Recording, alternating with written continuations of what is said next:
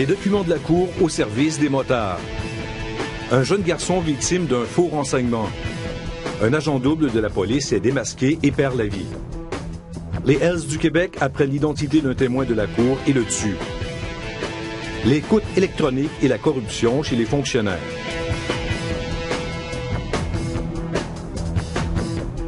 Ici Michel Auger.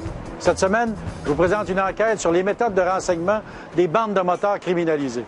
Un peu comme pour les espions de gouvernements ennemis, le renseignement prend une valeur inestimable pour les motards.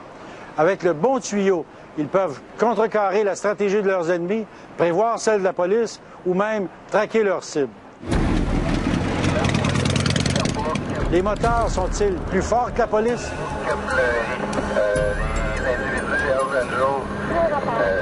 En moto, on parle d'une vingtaine de motos direction ouest sur Sherbrooke, possible à viser hier. 21-3. Voici un de mes contacts privilégiés. Dans le milieu, on le surnomme Bull, un acteur important dans la guerre de renseignement des motards, ancien collaborateur, mais maintenant ennemi juré des Hells Angels. Donc, Bull, comment vous faisiez pour tout savoir sur vos ennemis? On avait des contacts partout, au niveau du gouvernement, au niveau de la Société de l'assurance automobile. Puis c'est pas d'aujourd'hui, ça c'est depuis 90. On avait des policiers corrompus qui travaillaient pour nous autres, des prostituées. Moi-même, je faisais de l'écoute électronique. Il m'arrivait d'arriver puis plugger des systèmes d'écoute électronique sur les lignes téléphoniques à l'extérieur des résidences des gens de qui on voulait avoir de l'information. Il n'y avait pas de limite à tout ce qu'on était capable d'aller chercher. Il n'y avait pas de limite à tout ce qu'on était capable d'aller chercher.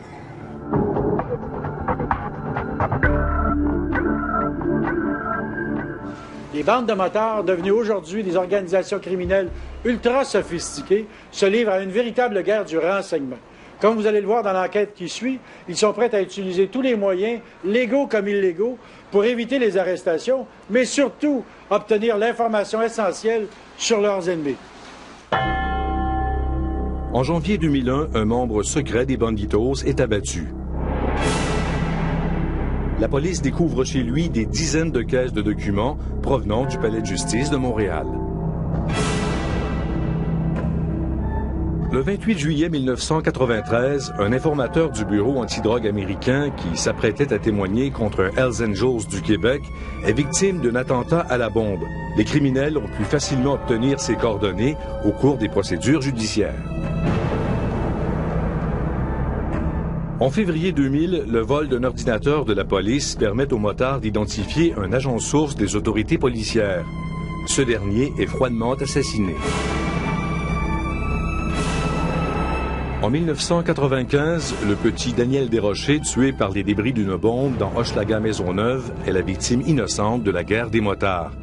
Un incident durant lequel un renseignement mal interprété a eu des conséquences mortelles pour un parfait innocent.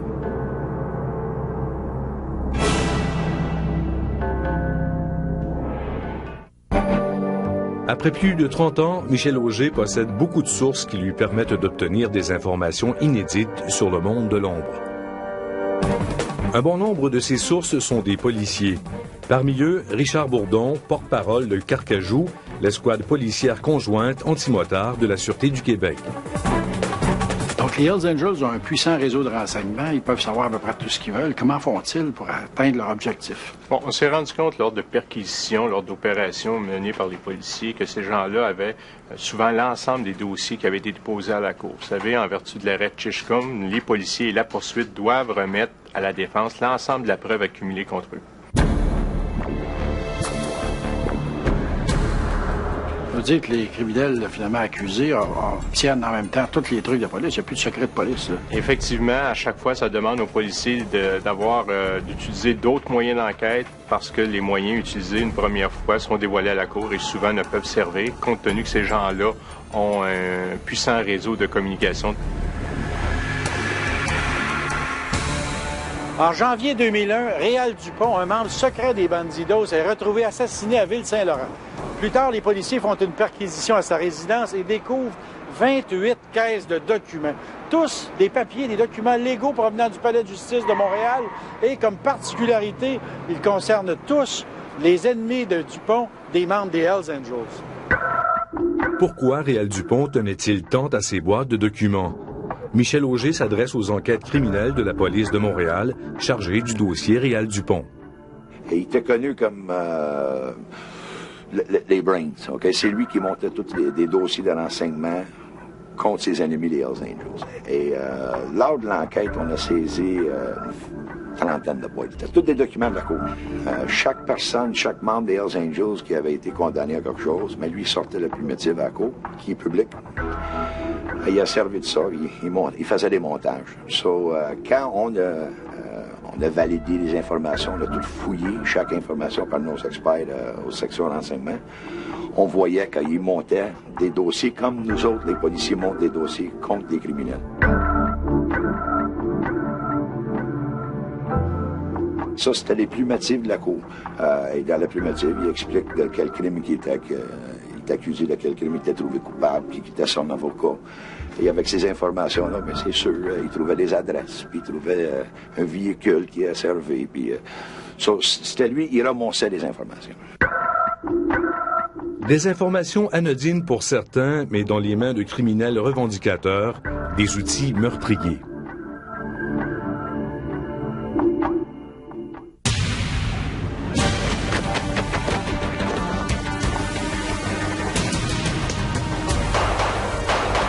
C'est comme un bureau de renseignement. Lui, il va recevoir un nom. Mettons, je ne mentionnerai pas de nom, mais il y a un nom spécifique. Il s'en va au primitif, il sort. Il sort un nom, il sort une date de naissance. Des fois, il peut avoir une adresse. Des fois, il peut avoir le nom d'un avocat. Avec leur connexion, avec l'argent qu'il dépense, il peut payer pour d'autres informations. En servant de ce nom, cette date de naissance, il peut avoir un véhicule que la personne chauffe via une autre façon, en payant du monde.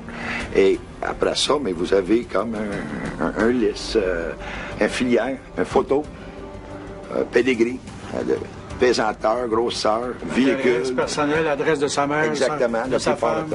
Oui, c'est ça. Et à un moment donné, si cette personne-là, il devient un target pour le clan opposé, bien, il sort, et c'est voilà.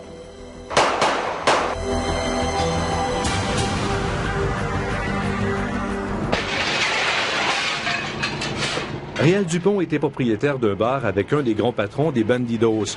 Lorsque les Hells Angels y ont mis le feu, Dupont est devenu leur ennemi juré. Recyclé dans le faux monnayage, il est condamné pour fraude quelques années plus tard et libéré à la condition de ne plus fréquenter les criminels. Mais décidé à se venger, Dupont rejoint les rangs des Bandidos en secret. C'est alors qu'il se met à fouiller les milliers de dossiers du Palais de justice de Montréal afin de découvrir les moindres secrets des Hells.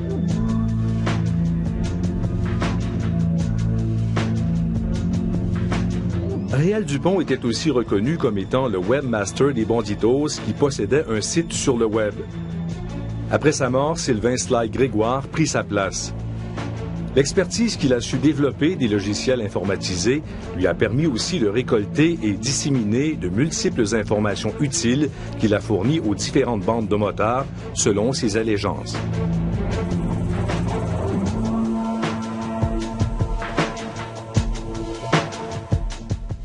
Donc, René Hamel, vous êtes un spécialiste en crime informatique. Vous avez été policier pendant près de 20 ans. Aujourd'hui, vous êtes dans l'entreprise privée.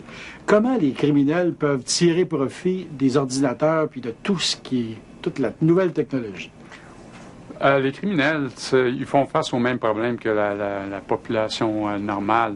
Ils font face à un montant d'informations énorme qu'ils peuvent utiliser avec les outils qui sont appropriés pour faire de la recherche. Ici, là, j'ai un CD qui m'est remis par un criminel, par un motard. C'est un CD que des bandidos ont obtenu de leurs ennemis. Donc, qu'est-ce qu'on peut faire avec un CD comme ça?